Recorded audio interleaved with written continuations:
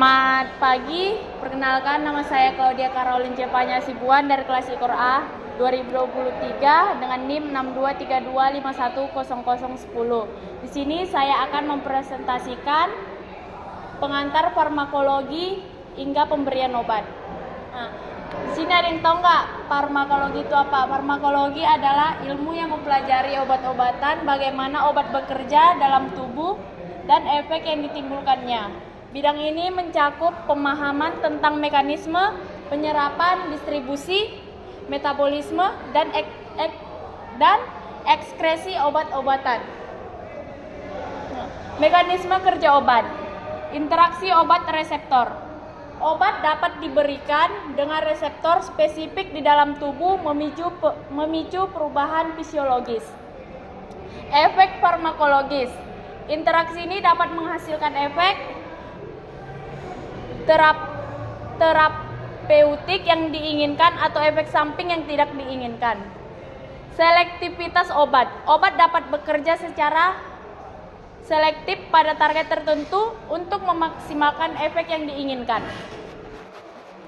Nah, di sini ada farmakokinetika.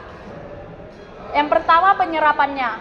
Proses masuknya obat ke dalam aliran darah melalui rute pemberian. Yang kedua, distribusi, penyebaran obat ke seluruh jaringan dan organ tubuh. Nah, dan yang ketiga, metabolisme, perubahan struktur kimia obat oleh enzim di hati. Dan yang keempat, ekskresi, pengeluaran obat atau metabolismenya dari tubuh melalui urin, empedu, atau keringat. Farmakodinamika, yaitu terbagi menjadi 4. Yang pertama, agonisme, obat yang berikatan dengan reseptor dan menyebabkan aktivitas efek farmakologis. Yang kedua, antagonisme, obat yang berkaitan dengan reseptor namun tidak menyebabkan aktivitas atau dapat memblokir reseptor. Dan yang ketiga, efek biologis, perubahan fisiologis yang terjadi akibat interaksi obat dengan reseptor. Dan yang terakhir, dosis respons, hubungan antara dosis obat dan besarnya efek yang ditimbulkan. Interaksi obat. Yang pertama, sinergi.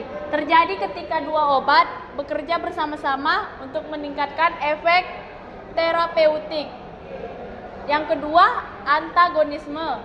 Terjadi ketika satu obat mengurangi atau menetralisir efek dari obat lain. Dan yang ketiga, keterpakaian klinis. Memahami interaksi obat penting untuk mengoptimalkan penggunaan obat secara aman dan efektif. Klasifikasi obat, yaitu kardiovaskular, obat untuk pengobatan penyakit jantung dan pembuluh darah. Neurologis, obat untuk pengobatan gangguan sistem saraf. Respirasi, obat untuk pengobatan penyakit sistem pernapasan. Lain-lain, obat untuk terapi lain seperti infeksi, kanker, dan lainnya. Pemberian obat.